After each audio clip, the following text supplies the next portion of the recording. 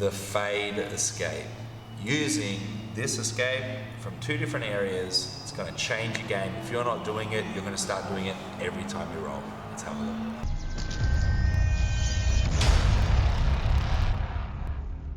Hey guys, Prof Tom, I'm here with Reese. We're going to have a look at the fade escape. This is like a very good escape. We nickname it the Darth Vader escape, but you can call it what you like. This escape comes from two areas, okay? There's two likely entrances and one move to finish them. Let's have a look at the two ways in first, and then we'll look at using your escape. The position we're going to get to is going to be him sprawled on top of me. So he's here like this, sprawled on top of me. How does this happen?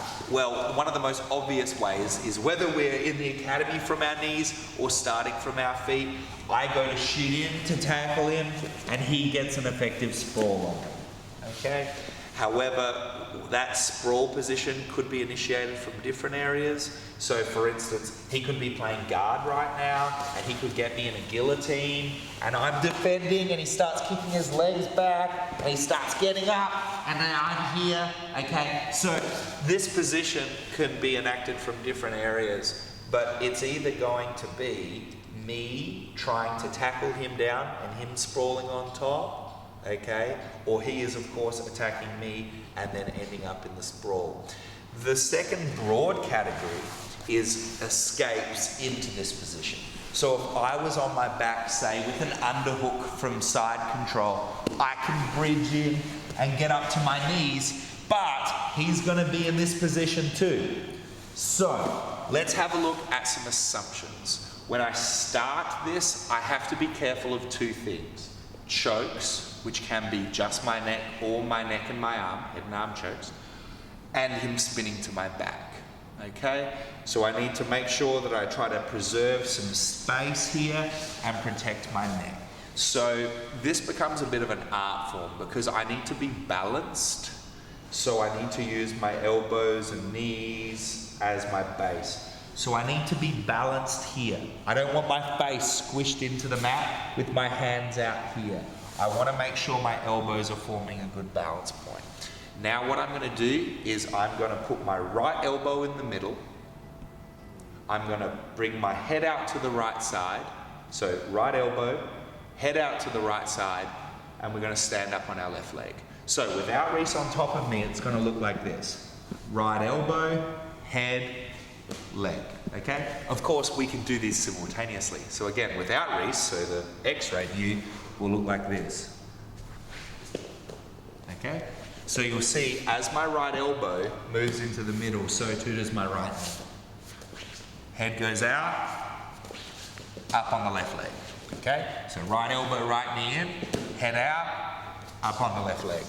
Now, the last thing I do is I slide my knee forwards. Now, I don't do this using my abs. I move to this side, I get my head out, and now as my knee goes forward, my head goes back. This is an incredible full body movement, like a cross between a baseball slide and a deadlift, okay? So let's have a look one time without Reese, and then we do it with him on top. So I'm here, okay?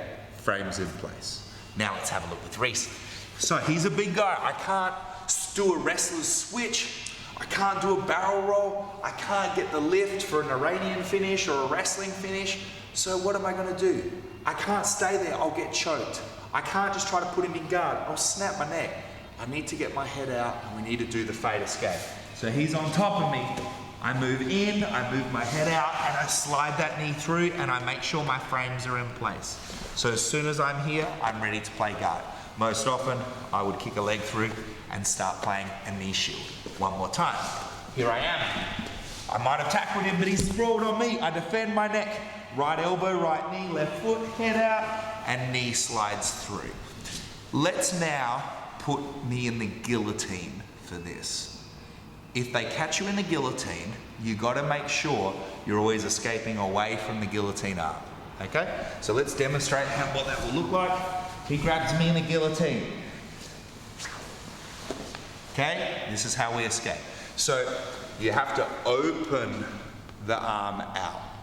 Okay, so if he does have my head here, I can't try to escape this way. That's not going to work. You're turning into the choke. You have to try to escape the other way. So as I come through here, I turn this way and get my head out, okay? If I try to turn the other way, like this, I'm turning in. So I need to turn into the choke, this way, and get out. So that's just a little tip that can help you strip the grips, prevent front headlock and head and arm attacks. This fade escape is super important. Remember, you can stitch this onto your guard defense. So if Reese passes my guard, let's say throws my legs to the side or something, I can get up like this knowing he'll control me, but I'll have my fade ready to go. So watch, we're gonna stitch that all together. So he can do any pass he wants, and I go, whoa! And so see how I faded straight away, okay? So I'm going straight into the fade. I'm not gonna give him that time to settle into the position, to find his balance, to find his control, find his attacks. I'm gonna use the fade escape. But remember, you've got to get your head out from under their body, otherwise potentially you could bring that neck into some crazy flexion and potentially injure yourself, okay? So you've got to get your head out from under their body first, and then once you escape, they're going to try to keep running around your guard, so have your frames and blocks ready in place. The Darth Vader escape. Enjoy it.